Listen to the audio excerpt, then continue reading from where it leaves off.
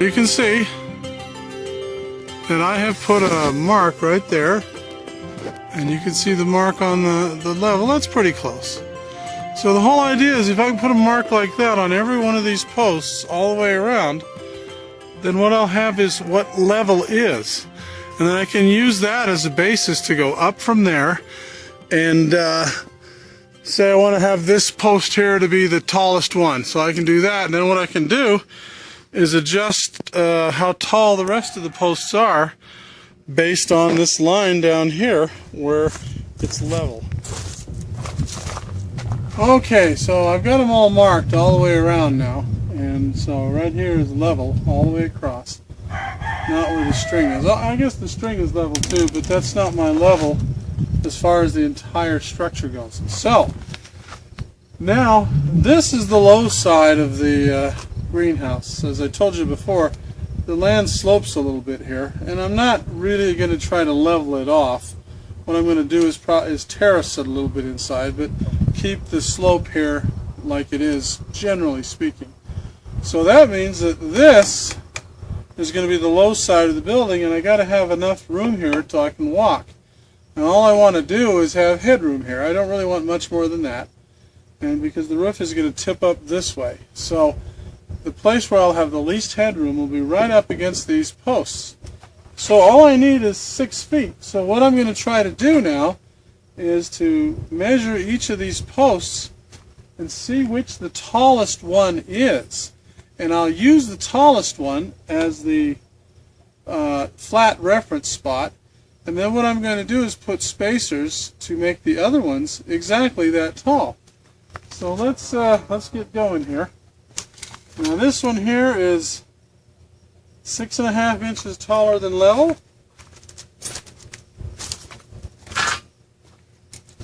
And this one here is 8 inches, about 8.25 inches taller than level. So this is our prime candidate so far. And this one's 7.5. This is going to be the top of the structure here, and what I'm going to do is put a little piece of 4x4 up here, or a spacer of some kind, to make the rest of these exactly as high as this. And this is going to be the sill plate where the roof is going to rest for here. Okay, it's the 14th of May 2016, and what I've done is you remember the last time we did put the level line on there, and then what I did was cut some spacers to make each one just as tall as the top one, the highest one there. And now what I've done is one last check is I've laid some boards on top just to see how it looks, and you can see how it is straight. See how it's nice, straight and level? Let's go back and forth here again.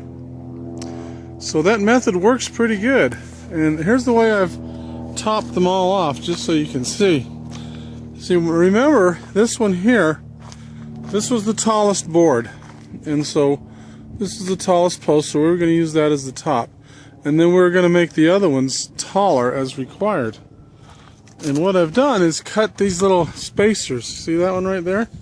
Cut them exactly how tall they need to be so that this board is level. See, here's another one over here. And I've cut this one. And these are just 4x4s. Some of them are other boards, but they're old scraps of 4x4 I had around. Now the tallest one that I had to do was this one on the far corner up here, and that one I believe I had to do 4.25 inches. But anyway, that's how you can level off the top of these, and then we're gonna fasten these on. I'll show you how I'm gonna do that here in a minute.